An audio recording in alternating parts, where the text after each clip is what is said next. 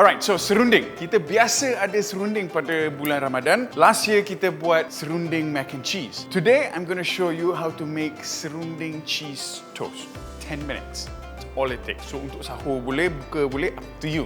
Alright, let's go. So kita mulakan dengan sedikit tomato. Addition on top of the cheese toast supaya we get a full meal. In a bowl, shallot. Parutkan sedikit bawang putih, olive oil, black pepper, salt, daun ketumbar,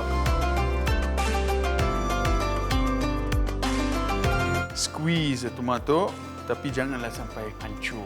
Ini kita boleh buat semalaman, simpan je dalam peti sejuk and next morning it's ready to go.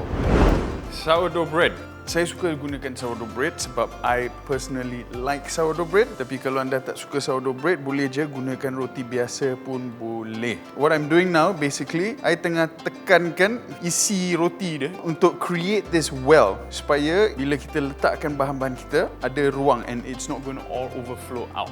Mayonnaise, sriracha, mix onto the base of the bread. Serunding. Now, put it all around. Kalau tak ada serunding, you can use any type of floss, basically. Chicken floss. Next, telur.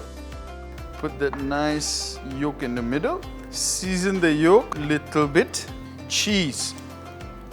Thin slices of Parmesan cheese.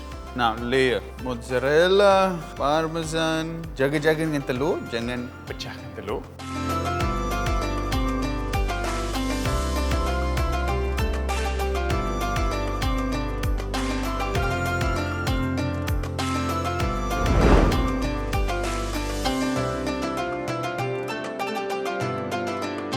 Top it off, some tomatoes.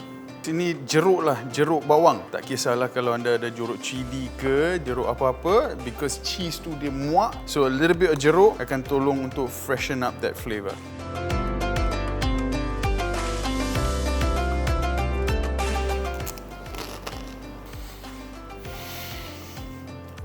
Nice and crunchy on the outside, soft, lembut on the inside. Toast bread yang tak kering. Itu yang buat dia memang sangat-sangat sedap. Alright guys, so ini satu hidangan yang balance. You got your carbohydrate, telur, which is your protein, ada dairy, ada cheese, ada vegetables, tomato. Puas makan.